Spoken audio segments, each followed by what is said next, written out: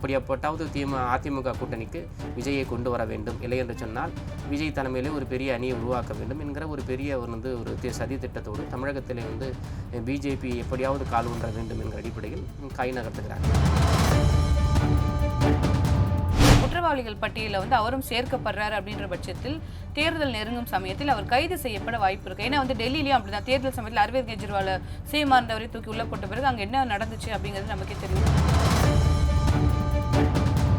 ஆகாசான ஒரு ஜீனியஸ், ஒரு அறிவாளி, ஒரு நல்ல சிந்தனையாளர், திராவிடத்தை சித்தாந்தத்தை பேசக்கூடியவர் நாங்கள் நினச்சிட்டு இருந்தோம். ஆனால் அவருடைய வார்த்தையிலிருந்து அந்த ஒப்பீடு முதல்ல வந்துச்சு, அதுதான் பெரிய எங்களை காயப்படுத்தியது. ராமதாஸ் அவர்களுக்கும் அப்பா மகனுக்குள்ள ஒரு சிக்கல் இருக்கு. மகன் இப்ப என்ன பண்ணிட்டாரு, அதிமுக கூட்டணியோட போயிட்டு சேர்ந்துட்டாரு. இப்ப அப்பா என்ன சொல்லிட்டு இருக்காருன்னா, ஸ்டாலின் அவர்களை தொடர்ந்து பெருமையா பேசிட்டு இருக்கும்போது அவர் அந்த கூட்டணிக்கு வரதுக்கான வாய்ப்புகள் இருக்குன்னும் போது பிசிகாவை பொறுத்தவரை பராசக்தி என்கிற படத்தை அவர்கள் அங்கீகரித்திருக்காங்கன்னா அது பொருள் இந்தி மொழி திணிப்பை எதிர்க்கிறார்கள்னா மோடி ஒத்துக்கிறாருன்னு அர்த்தம்.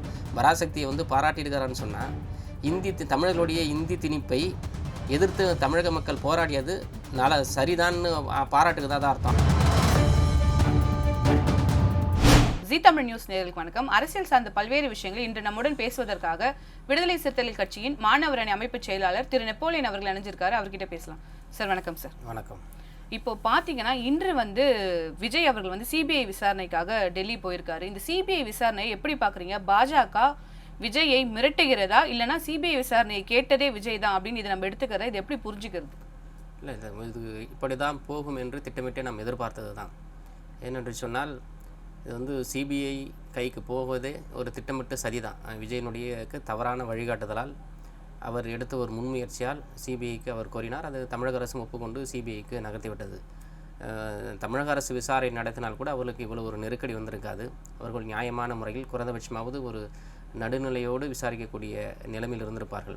ஆனால் இப்பொழுது சிபிஐ என்பது முழுக்க மத்திய அரசின் கட்டுப்பாட்டில் உள்ள ஒரு நிறுவனம். அது ஆனால் ஒரு பொதுவான நிறுவனம் என்று சொன்னாலும் அது முழுக்க அது மத்திய அரசை சார்ந்ததான். ஆளும் கட்சி என்ன சொல்கிறதோ அதை நடைமுறைப்படுத்தக்கூடிய ஒரு அமைப்பாக தான் இன்றைக்கு நாம் நடைமுறையில் பார்க்க தோன்றுகிறது. அப்படி தான் இன்றைக்கி சிபிஐ இருக்கிறது.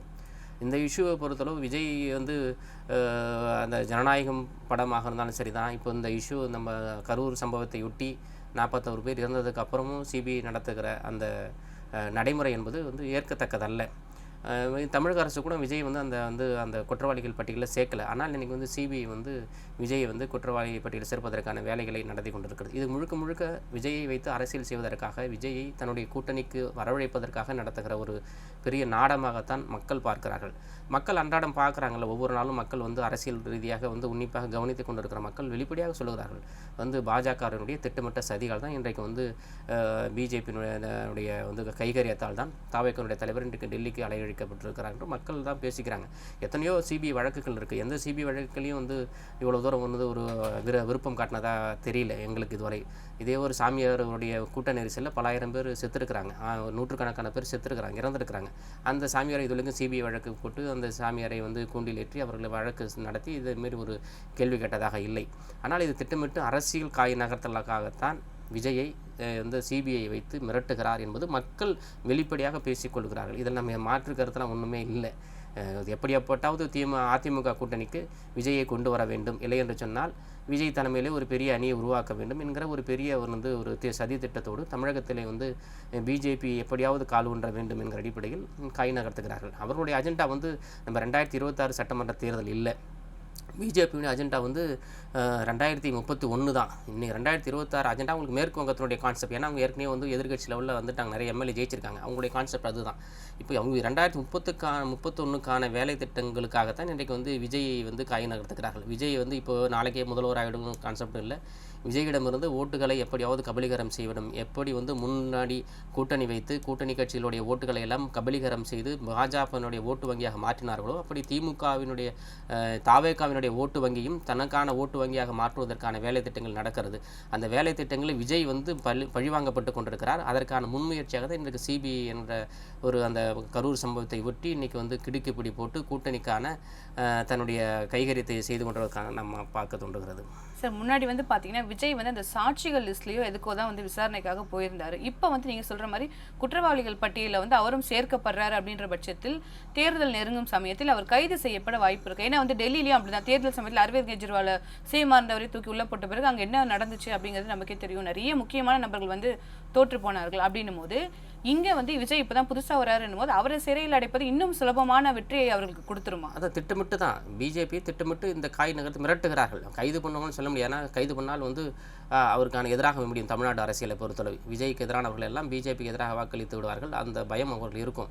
அவர்கள் எப்படியாவது தன் வழிக்கு கொண்டு வர வேண்டும். விஜய் எப்படியாவது வந்து அதிமுக கூட்டணியை கொண்டு வர வேண்டும். அப்படி இல்லை என்று சொன்னால் தனித்து வந்து ஒரு கூட்டணி அமைத்து திமுகவினுடைய வாக்கு வங்கிகளை பிரிக்க வேண்டும். இந்த அஜெண்டாவோட தான் அந்த ஆர்எஸ்எஸ்னுடைய அந்த வந்து அரசியல் வந்து சூத்திரக்காரர்கள்லாம் இன்றைக்கி வந்து தமிழகத்தில் வந்து களமாடிட்டு இருக்காங்க. அப்படி தான் விஜய் வந்து அவர்கள் காய் நகர்த்துகிறார்கள். கொஞ்சம் கொஞ்சமாக இன்றைக்கி வந்து விஜய் வந்து அரசியலிலிருந்தே ஓரங்கட்டப்படக்கூடிய அளவிற்கு இன்றைக்கி வந்து அவர் வந்து மன உளைச்சல் ஆக வேண்டிய சூழல் இன்றைக்கி இருக்கிறது. வந்து எத்தனையோ வந்து வழக்குகள்லாம் நிறைய நிலுவையில் இருக்கிறது. ஆனால் தேர்தலை ஒட்டி இன்றைக்கி ஒரு தமிழகத்தினுடைய மிகப்பெரிய ஒரு அரசியல் கட்சியாக ஒரு இளம் தலைவர் வளர்கிற பொழுது அதை அவருடைய எண்ண ஓட்டத்தை மடைமாற்றுவதற்கான வேலை திட்டங்களை பாஜக செய்கிறது. அப்படி தான் வந்து இன்றைக்கி நடந்துகிட்ருக்கு. அதை வந்து இன்னும் வெளிப்படையாக சொல்வதற்கு விஜய் தயங்குகிறார். அதுதான் பிரச்சனை. இப்போது பிஜேபியினால் இவ்வளவு நெருக்கடிகளை தாண்டியும் பிஜேபி என்னை வந்து இவ்வளவு தூரம் இந்த என் கட்சிக்கு எதிராக நடக்கிறது என்று சொல்வதற்கு அவர் தயக்கம் இருக்கிறது, ஒரு பயம் இருக்கிறது, ஒரு அச்சம் இருக்கிறது.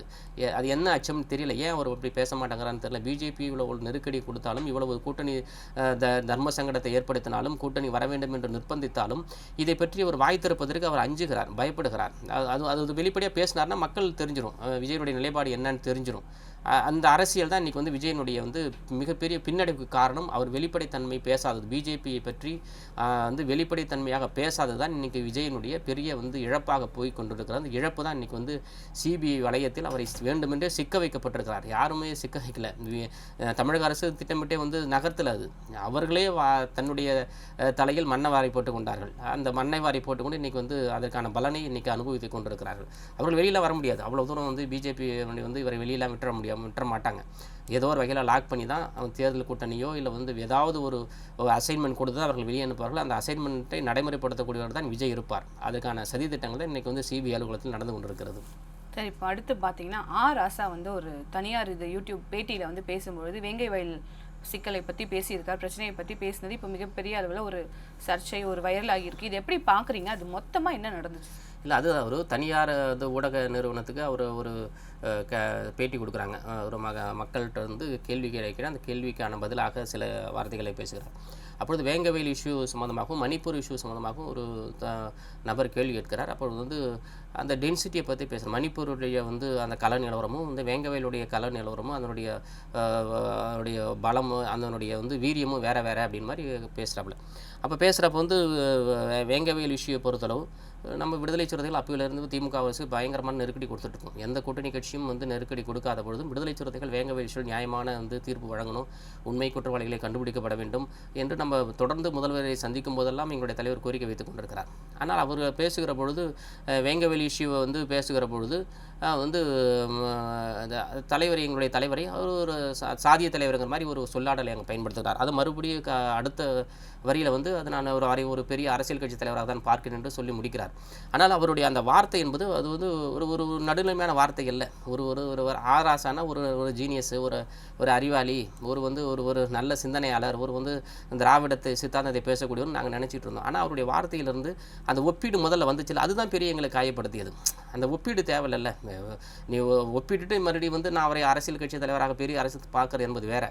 அது எல்லா சாதி கட்சி தலைவரோடும் எங்கள் தலைவரும் ஒப்பிடுவது என்பது எங்களுடைய நிர்வாகிகளோ இல்லை ஒடுக்கப்பட்ட விளிம்புநிலை மக்களோ இல்லை சாமானியாக இருக்கிற தமிழ் சமூக மக்களோ அதை ஏற்றுக்கொள்ள மறுக்கிறார்கள். அவர் வந்து ஒட்டுமொத்த தமிழ் சமூகத்துக்கான தலைவராக இருக்கிறார். அனைத்து தலைவர் மக்களுக்கும் உரிமையை பெற்றுக்கொள்ளக்கூடிய தலைவராக இருக்கிறார். அவர் எப்படி நீங்கள் வந்து ஒரு சாதிய தலைவராக சாதிய தலைவர்களோடு ஒருவராக நீங்கள் எப்படி ஒப்பிடுகிறீர்கள் என்கிற ஒரு கருத்தோடு தான் இன்றைக்கி மிகப்பெரிய வந்து சமூக வலைதளங்களை எதிர்ப்பு இன்றைக்கு பொதுமக்களும் இன்றைக்கு தமிழ் உணவாளர்களும் இன்றைக்கு எதிர்ப்பு தெரிவித்துக் கொண்டிருக்கிறார்கள் ராசாவுக்கு.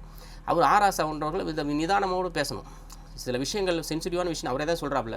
அந்த சென்சிட்டிவான விஷயம் எப்படி கையாளணும்னு விஷயம் இருக்குல்ல. வேங்கவேலை பொறுத்தவரை அவ்வளோ ஒரு கோப்பட வேண்டிய அவசியம் இல்லையே. ஏன்னா அரசு நியாயமாக நடந்துட்டு தானே சொல்கிறாப்புல. அப்போ அவர் ஒரு வார்த்தையை சொல்கிறார். அப்போ என்ன சொல்கிறாருன்னா, யாரும் குற்றவாளிகளை வந்து கை நீட்டி சொல்லலைங்கிறாப்புல. அங்கே இருக்க மக்கள் குற்றவாளிகள் இவர்கள் தான் இருப்பார்கள் என்று கை நீட்டி சொல்லுகிறார்கள்.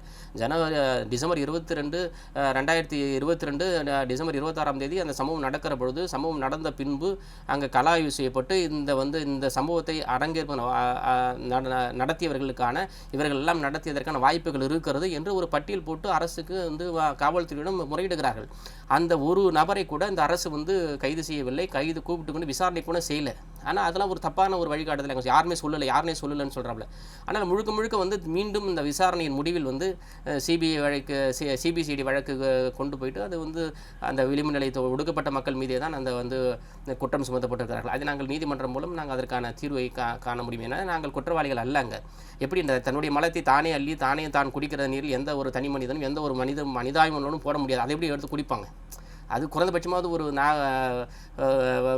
நாகரிகமற்ற வந்து ஒரு விசாரணையாக தான் நம்ம பார்க்க தோன்றுகிறது. அதுவும் இல்லாத பார்த்திங்கன்னா, அந்த மலத்தில் வந்து நீரில் மலத்தை யார் கலந்ததுன்னு தான் வந்து விசாரணை கோணம் இருக்குமே தவிர, அவர்கள் விசாரணை கோணமே முழுக்க அந்த மலம் யாருடையது என்கிற அடிப்படையில் தான் விசாரணை கோணம் போனது. அதுதான் மிகப்பெரிய தப்பு. அது அந்த கோணமே தப்பு. அவர்கள் எப்படி ஒரு நியாயத்தை வந்து நியாயமான குற்றவாளியை கண்டுபிடிப்பார்கள்? மலத்தை போட்டவனை மலம் யார் மலம் வேணாலும் இருக்கட்டும், மலத்தை போட்டவனை தானே கண்டுபிடிக்கணும்னு. அதை விட்டுட்டு யார் மலன்னு சொல்லி டிஎன்ஏ பரிசோதனை செய்யக்கூடிய அளவுக்கு இந்த அரசினுடைய வந்து நிறுவனங்கள் இருக்கிறது. அதையெல்லாம் அனுசரித்து தான் இன்றைக்கி நாங்கள் கூட்டணியில் இருக்கிறோம். இதெல்லாம் தேவையான எங்களுடைய கருத்துக்களை முதல்வரிடமும் காவல்துறை உயர் அதிகாரிடமும் நாங்களுடைய எவ்வளவு அழுத்தம் கொடுக்கணும் அவ்வளவு அழுத்தத்தை எங்கள் தலைவர் கொடுத்துருக்கிறார். நாங்கள் கூட்டணி விட்டு மட்டும்தான் வெளியே வரல அந்த இஷ்யூ பொறுத்தலும். ஆனால் அவ்வளவு அழுத்தங்கள் கொடுத்துருக்குறோம். இதெல்லாம் பார்க்கிறவர்களுக்கு தெரியாது. இதெல்லாம் ராசா போன்றவர்களுக்கு தெரியும். அவர் எப்படி அவர் கடந்து போகிறாருன்னு தெரியல. ஒரு சொல்லில் எப்படி கடந்து போகிறாருன்னு தெரியல. அதுதான் எங்களுக்கு வழியாக இருக்கிறது. அந்த வழியை தான் எங்களுடைய தொண்டர்கள் இன்றைக்கி வந்து சமூக வலைதளங்களை பெரிதாக பேசி கொண்டிருக்கிறார்கள். அது வந்து அதுக்கும் கூட்டணிக்கும் எந்த சம்மந்தமும் இல்லை. யாராக இருந்தாலும் சரி தான். எங்கள் தலைவரை வந்து ஒருமையில் பேசுகிற பொழுது அதை நாங்கள் தாங்கி கொண்டு சும்மா இருக்க முடியாதுல்ல. அவர் இப்போ திமுக ஸ்டாலினை பற்றி வந்து யாராவது தனியாக பேசினா ராஜா விட்டுருவாரா? அப்படித்தான் இன்றைக்கி விசிக தொண்டர்களும் தன்னிச்சையாக எழுந்து இன்றைக்கி அவருக்கு எதிரான ஒரு கருத்தாடலை சொல்லி பேசி கொண்டிருக்கிறார்களே தவிர அது கூட்டணிக்கு எதிராக இல்லை. சரி, இப்போ காங்கிரஸை பொறுத்த வரைக்கும் இப்போ வந்து ஒரு மனக்கசப்பில் இருக்காங்க திமுகன்ற மாதிரி பார்க்க முடியும். ஏன்னா தொடர்ந்து ஒவ்வொரு தலைவர்களும் ஒவ்வொரு கருத்தை வந்து முன் வச்சுட்டு இருக்காங்க. இப்போ பார்த்தீங்கன்னா ஒரு கூட்டம் நடைபெற இருந்துச்சு, அதை ஒத்தி வச்சாங்க. அதன் தொடர்ச்சியாக இப்போ 71 மாவட்டங்களுக்கான தலைவர்களை வந்து மாற்றி இருக்காங்க. இப்போ எலெக்ஷன் நெருக்கத்தில் இந்த மாதிரி வேலைகளை பொதுவாக செய்ய மாட்டாங்க. அப்போ ஏதோ ஒரு குளறுபடி வந்து இருக்குது அப்படின்றது தான் நம்மளால் புரிஞ்சிக்க முடியுதுன்னும் போது என்ன குளறுபடி நடக்குது? இதனால் திமுக கூட்டணிக்கும் காங்கிரஸ் திமுகவுக்குள்ளே வந்து ஒரு பிளவு ஏற்பட வாய்ப்பு இருக்கா?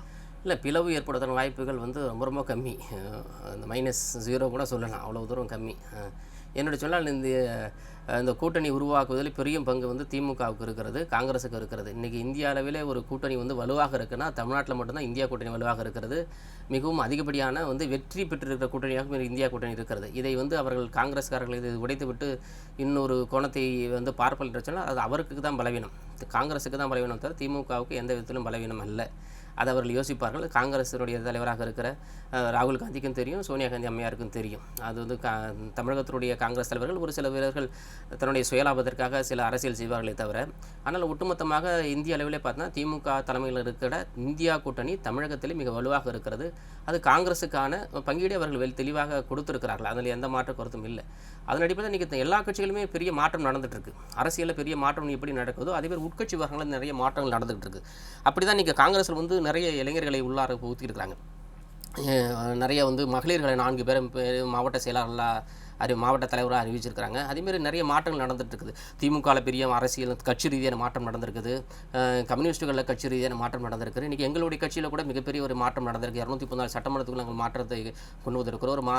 ஒரு மாவட்ட செயலாளரை நாங்கள் அறிமுகப்படுத்தி இருக்கிறோம். அப்படி வந்து காங்கிரஸ் கட்சியும் இன்றைக்கு வந்து மாவட்ட தலைவர்களையும் இளைஞர்களையும் வந்து பழையவர்களை எல்லாம் வந்து ஒரு புறந்தள்ளி விட்டுன்னு சொல்ல முடியாது, அவர்களை ஒதுக்கி வைத்து விட்டு புதியவர்களுக்கான வாய்ப்பை கொடுத்துருக்கிறார்கள். அது பெரிய அரசியல் மாற்றம். அது வந்து நடக்கணும். இப்போ நடந்தால் தான் அந்த கட்சி அடுத்த கட்டத்துக்கு போகும். காங்கிரஸ் அடுத்த கட்டத்துக்கு போகணும்னு சொன்னோம்னா இந்த மாதிரியான அரசியல் கட்சி ரீதியான மாற்றங்கள் கீழ் மட்டத்திலேருந்து மேல் மட்டம் வரைக்கும் நடந்ததுன்னா அது அப்படி ஒரு மாற்றத்தை ராகுல் காந்தி வந்து நடத்துவதற்கான முயற்சி மேற்கொண்டிருக்கிறார். அந்த முயற்சி இன்றைக்கி தமிழகத்தில் வெற்றி பெற்றிருக்கிறது. நிறைய பேர் வந்து எல்லாம் புதியவர்களாக இருக்கிறார்கள், அது கட்சி பணியை செய்யக்கூடியவர்களாக இருக்கிறார்கள். அது கட்சி ரீதியான மாற்றம். இந்த மாற்றம் என்பது வந்து கூட்டணிக்கு வந்து எதிராக முடியாது. அவர் கட்சி நலனுக்காக ஒரு மாற்றத்தை ஏற்படுத்தியிருக்கிறார்களே தவிர கட்சியை வந்து திமுக கூட்டணிக்கு எதிராக எல்லாம் ஒரு செய்கிறாங்க நம்ம யோசிக்க வேண்டிய அவசியம் இல்லை. அது எதிராக எதிராக சிந்திக்கக்கூடிய நிலைமை இன்றைக்கி வந்து தமிழக அரசியல் நிலைமை இல்லை. ஏன்னா என்ன சொன்னால் ஒருத்தரோட அனுசரித்து கொள்ளக்கூடியவர்கள் தான் இன்றைக்கி இந்தியா கூட்டணியில் இருக்கிறாங்க. பலத்தையும் பலவீனத்தையும் எல்லாத்தையும் வந்து ஒருத்தரோட வந்து கஷ்டத்தையும் நஷ்டத்தையும் வந்து அனுபவிக்கக்கூடியவர்களாக தான் இன்றைக்கி இருக்கிறாங்க. அதனால் வந்து இதையும் கூட்டணியோடு காங்கிரஸ் கூட்டணியை வந்து திமுக கூட்டணிக்கு எதிராக ஒரு நிலைப்பாடு இருக்கிறார்கள், அவர்கள் கட்சியை வலுப்படுத்த இருக்கிறார்கள் என்கிற துணியை நம்ம பார்க்க வேண்டிய அவசியம் இல்லை. காங்கிரஸ் கட்சி திமுக கொண்டு தான் இருக்கும், நாங்கள் நம்புகிறோம். அவருடைய நிலைப்பாடு என்னன்னு தெரியல. அப்படி இருந்துச்சுன்னா காங்கிரஸுக்கும் நல்லது, இங்கே இருக்கக்கூடிய திமுக கூட்டணிக்கும் நல்லது. காங்கிரஸ் வெளியில் போகும் பட்சத்தில் விசிகாவுக்கு இது எந்த அளவுக்கு பலமாக மாறும் சார்? இல்லை, காங்கிரஸ் வெளியே போகக்கூடாது, எங்கள் தலைவடி விருப்பமும் அதுவாக தான் இருக்கும். ஏனென்று சொன்னால் வந்து நாங்கள் உருவாக்கிய கூட்டணி விடுதலை சிறுத்தைகளோட முன்முயற்சியால் காங்கிரஸையும் வந்து திமுகவையும் இங்கே ஒருமைப்படுத்தி கம்யூனிஸ்ட்டுகளை எல்லாம் எந்த மாநிலத்தையும் அப்படி ஒற்றுமை இருக்காது, கேரளத்தில் கூட இருக்காது. ஆனால் தமிழகத்தில் அதை ஒற்றுமைப்படுத்திய பெரும் பெருமை எங்களுடைய தலைவருக்கு சார்ந்தது. அதனால் எங்கள் தலைவரும் வந்து காங்கிரஸ் கூட்டணியை விட்டு திமுக கூட்டணியை விட்டு காங்கிரஸ் வெளியேறக்கூடாது என்பதுதான் எல்லோருடைய விருப்பமாக இருக்கும். அப்படி தான் எங்களுடைய விருப்பம் இருக்கிறது. சரி, இப்போ வந்து பார்த்தீங்கன்னா பாமகவுக்குள்ள சிக்கல் இருக்கிறது தெரியும். அன்புமணிக்கும் ராமதாஸ் அவர்களுக்கும் அப்பா மகனுக்குள்ள ஒரு சிக்கல் இருக்குது. மகன் வந்து இப்போ என்ன பண்ணிட்டாரு, அதிமுக கூட்டணியோட போயிட்டு சேர்ந்துட்டாரு. இப்போ அப்பா வந்து என்ன சொல்லிட்டு இருக்காருன்னா, ஸ்டாலின் அவர்களை தொடர்ந்து வந்து பெருமையாக பேசிட்டு இருக்கும்போது அவர் அந்த கூட்டணிக்கு வரதுக்கான வாய்ப்புகள் இருக்குன்னும் போது விசிகாவை பொறுத்தவரை பாமக எதிர்ப்பு அப்படிங்கிறது எந்த அளவுக்கு இருக்குன்றது தமிழக மக்களுக்கு தெரியும்.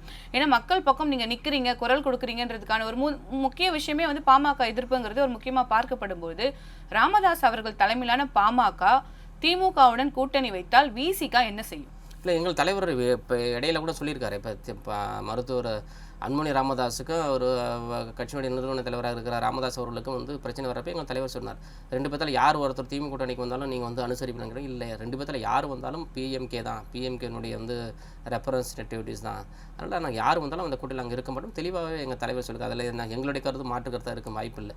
ஏன்னா அவர்கள் வந்து அவர் நிலைப்பாட்டில் தெளிவாக இருக்கிற பொழுது எங்கள் நிலைப்பாட்டில் நாங்கள் தெளிவாக வரும். எங்களுடைய அரசியல் களம் என்பது பிஜேபி பாமக இல்லாத கூட்டணியில் எங்களுடைய வந்து அரசியல் கட்சி பயணம் என்பது எங்கள் தலைவர் முடிவெடுத்து நாங்கள் இன்றைக்கி வந்து களத்தில் நிற்கிறோம். அதனால் அதில் எங்களுடைய எந்த ஊசலாட்டமும் இல்லை, எங்கள் தலைவருக்கும் எந்த ஊசலாட்டமும் இல்லை. அவர்கள் முடிவை வந்து திமுக தான் பரிசீலனை செய்ய வேண்டும். திமுக என்ன மாதிரியான நிலைப்பாடு எடுக்கப் போகிறார் என்பது அவருக்கு தான் வெளிச்சம். ஆனால் எங்களுடைய நிலைப்பாடு என்பதை தலைவர் தெளிவாக அறிவித்து விட்டார். சரி, இப்போ ஒருவேளை பாமக ராமதாஸ் அவர்கள் வந்துட்டாரு அப்படின்ற பட்சத்தில் நிச்சயமாக விசிகா திமுக கூட்டணியிலிருந்து வெளியேறுமா? 100% அது நடக்கும் தான். அதுதான் எங்களோட நிலைப்பாடு தானே. பிஎம்கேனுடைய நிலைப்பாடு வந்து திமுக கூட வந்துச்சுன்னா நாங்கள் வெளியே தான் போயாகணும், வேறு வழி இல்லை. ஆனால் திமுக அப்படி ஒரு நிலைக்கு வராது. என்னோட சொன்னால் எங்களை மீறி வந்து அங்கே அரசியல் செய்வதற்கான எங்களை விட ஒரு வலுவான கட்சியெல்லாம் சொல்ல முடியாது. இன்றைக்கி வந்து கூட்டணி கட்சியிலேயே திமுகவிலேயே ஒரு நம்பகத்தன்மையான கட்சி என்று சொன்னால் இன்றைக்கி விடுதலை சிறுத்தைகள் கட்சி எங்களோட தலைவர் தான். எங்கள் தலைவருடைய திமுக எவ்வளோ வலி சுமக்கிறதோ அதை விட அதிகப்படியான திமுக கூட்டணியில் வலியை சுமக்கிற கட்சி இன்றைக்கி நாங்கள் தான் சுமந்துக்கிட்டு இருக்கோம். அனைத்து வந்து முதல்வர் மீது படுகிற அனைத்து கல்லடிகளையும் அந்த தாங்கக்கூடிய ஒரு நபராகத்தான் இன்றைக்கு விடுதலை சிறுத்தைகள் கட்சி எங்களை தலைவன் இருக்கிறாங்க. அதனால் அப்படி எங்களை உதாசனைப்படுத்திவிட்டு பிஎம்கே கூட கூட்டணி வைப்பார் என்று நாங்கள் நினைக்கவில்லை. அப்படி நினைப்பதற்கான வாய்ப்புகளும் இல்லை. அப்படி வந்து முதல்வர் முடிவெடுப்பார் என்பது கற்பனை தான். சரி, இப்போ வந்து விஜய் வந்து தமிழக வெற்றி கழகத்தை தொடங்கும்போது ஒரு மிகப்பெரிய டாக் என்ன இருந்துச்சுன்னா, விடுதலை சிறுத்தைகள் கட்சி வந்து திமுகவிலிருந்து வெளியே வந்து விஜயோட சேர்ந்துடணும். அதுக்கு வந்து விஜயே ஓப்பனாக நிறைய இடத்துல வந்து தன்னுடைய ஆசையை வந்து வெளிப்படுத்தி இருந்தார். திருமாவர்களை பற்றி வந்து மேடைகளையுமே பேசியிருந்தார் பெருமையாக. அப்படிலாம் இருக்கும்போது அது நடக்கலை. அப்போ வந்து ஒரு முக்கியத்துவம் ஒரு ஆண்டு காலத்துக்கு முன்னாடி வந்து விசிகாவின் முக்கியத்துவம் வந்து தமிழக அரசியலில் மிகப்பெரிய அளவில் இருந்தது. அதே மாதிரி திமுக மேலே ஒரு குற்றச்சாட்டு இருக்குது. என்னென்னா அவங்க கூட்டணி கட்சிகளை வளர விட மாட்டாங்க, தன்னை மீறி வளர விட்டுற மாட்டாங்கன்ற குற்றச்சாட்டு இருக்கும்போது இப்போ அதுதான் நடந்திருக்காங்க. ஏன்னா தேர்தல் நெருங்கும் சமயத்தில் விசிகாவுக்கான முக்கியத்துவத்தை நம்மளால பெருசாக பார்க்க முடியல. ஏன்னா வந்துட்டு இப்போ நம்ம சொல்கிற மாதிரி அடுத்து பாமக வருமா, காங்கிரஸ் கூட்டணி வெளியில் போகுமான்ற இந்த மாதிரியான ஒரு சலசலப்பு இருக்கே தவிர விடுதலை சிறுத்தைகள் கட்சி எந்த அளவுக்கு வளர்ந்துருக்கு, இந்த ஒரு 20 வருஷத்துக்கு இந்த அளவுக்கு வளர்ந்துருக்குன்னா அவங்களுக்கான முக்கியத்துவம் எங்கே கொடுக்கப்பட்டிருக்கு, என்ன நடக்குது கூட்டணியில்? இல்லை, அதுக்கு தமிழக முதல்வர் அவர்கள் வந்து உன்னிப்பாக பார்க்கணும். நீங்கள் சொல்கிற கருத்தை ஏற்றுக்கொள்ளக்கூடிய கருத்துக்கள் தான். அவர்கள் உளவுத்துறை இருக்கிறது, அவருடைய கட்சி நிர்வாகிகள் இருக்கிறார்கள், மாவட்ட செயலாளர் இருக்கிறார்கள். அவர்கள் முதல்வர் அவர்கள் கலந்தாலோசிக்க வேண்டும். இன்றைக்கி வந்து இருக்கிற கூட்டணி கட்சிகளே வலுவான கட்சி அது, மக்கள் ஓட்டு வங்கி உள்ள கட்சி என்பது விடுதலை சிறுத்தைகள் கட்சி தான். அனைத்து கட்சியுமே அதை நாங்கள் வெளிப்படையாக சொல்லுவோம், துணிஞ்சு சொல்லுவோம், 100% சொல்லுவோம். காங்கிரஸை விட இன்றைக்கி வந்து அனைத்து கூட்டணி கட்சிகளை விட அதிகப்படியான வாக்கு வங்கி உள்ள ஒரு கட்சி என்று சொன்னால் இன்றைக்கு அது ஓட்டளிக்கக்கூடிய மக்களை கொண்டுள்ள ஒரு கட்சி என்று சொன்னால் விடுதலை சிறுத்தைகள் கட்சி தான். அதை வந்து கூட்டணி கட்சியாக இருக்கிற தலைவர் வந்து தளபதி அவர்கள் தான் வந்து சீர்தூக்கி பார்க்கணும். ஏனென்று சொன்னால் நாங்கள் வந்து ஒரு கூட்டணியில் ஒரு நபராகத்தான் நாங்கள் இருக்கிறோம். 10 கூட்டணி கட்சி தலைவர்களை நாங்களும் ஒரு நபராக தான் இருக்குமே தவிர, ஆனால் வலு இருக்கிறோம். அங்கே திமுக கூட்டணிக்கு நிகராக ஒரு பெரிய அளவிலான நாங்கள் வந்து செல்வாக்குள்ள கட்சியாக தான் இருக்கிறோம். ஆனால் அவங்க நாங்கள் எல்லாத்தையும் பார்க்கணும்ல. இப்போ வந்து சிறு கட்சி பெரிய கட்சினா அவளுக்கும் பிரதிநிதித்துவம் கொடுக்க வேண்டிய தேவை இருக்கிறது கூட்டணிகள். இன்றைக்கி வந்து வேல்முருகன் கட்சியாக இருந்தாலும் சரி தான், இன்றைக்கி மனிதநேய மக்கள் கட்சியாக இருந்தாலும் சரி தான், கம்யூனிஸ்ட் கட்சியாக இருந்தாலும் சரி தான், எல்லாத்துக்கும் பிரதிநிதித்துவம் இருக்கிறதில்ல. அதனால எங்களுடைய வந்து அந்த வந்து செல்வாக்கு என்பது நாங்கள் குறைந்து விட்டதாக மதிப்பிடவில்லை. எங்களுக்கு சீட்டு கம்மியாக கொடுக்கறதால நாங்கள் வந்து செல்வாக்கு இழந்து விட்டோம் அடிப்படையில் இல்லை. எங்களுடைய வந்து தொகுதி பங்கீடு என்பது அனைவருக்கும் கொஞ்சம் போகணும். கூட்டணியில் இருக்க எல்லாருக்கும் ஒரு வந்து அங்கீகாரம் இருக்கணும். சமூகத்தில் வந்து எல்லாமே வந்து சமூக மேம்பாட்டுக்காக உழைத்தவர்கள், இந்த சமூகத்தின் விடுதலைக்காக பாடுபட்ட இயக்கங்கள் தான் இன்றைக்கி வந்து திமுக கூட்டணியில் இருக்கிறாங்க. சமூகத்தின் மேம்பாட்டுக்காக போராடிய கட்சிகள் தான் இன்றைக்கி இருக்கிறாங்க. அப்போ அப்படியே கட்சிகளுக்கெல்லாம் வந்து இப்போ புறந்தள்ளி விடக்கூடாது. அரசியலை தாண்டியா எல்லாமே அரசியல் களம் ஒரு முக்கியமான களம். அந்த களத்தை தாண்டி அவர்கள் வந்து வெளியேற்றப்படக்கூடாது. அனைவருக்கும் சீட்டு கொடுங்க. எங்களுடைய வந்து சீட்டுகளை நாங்கள் வந்து பார்ப்போமே தவிர எங்களுக்கு தான் அதிகமாக வேணும். இப்போ எங்கள் ஓட்டு வங்கி அதிகமாக இருக்கிறது, நீங்கள் எங்களுக்கு மக்கள் செல்வாக்கு அதிகமாக இருக்கிறதுக்காக நாங்கள் திமுக கடந்து எங்களுக்கு தான் அதிகம் சீட்டு வாங்க வேண்டிய உரிமை எங்களுக்கு இருக்குது. ஆனால் அதை கொடுக்க வேண்டிய பொறுப்பு திமுகவுக்கு இருக்கிறது. அவர் இதெல்லாம் சீர்தூக்கி பார்க்கணும்ல. எல்லா கூட்டணி கட்சிகளுடைய நிலைமைகளையும் சீர்தூக்கி பார்க்கணும். அனைவருக்கும் ஒரு அடாப்ட் பண்ணணும். அந்த நிலைமை வந்து திமுக தலைமைக்கு இருக்கிறது. அதில் அது நம்ம வந்து நான் இந்த தேர்தல் சமயத்தில் நாங்கள் அதை பெருசுப்படுத்த வேண்டிய தேவை எங்களுக்கு எழவில்லை. அது எழுகிற போது எங்களுடைய தலைவர்கள் மிக ஆக்ரோஷமாக அதற்கான கேள்விகளை கேட்பார்.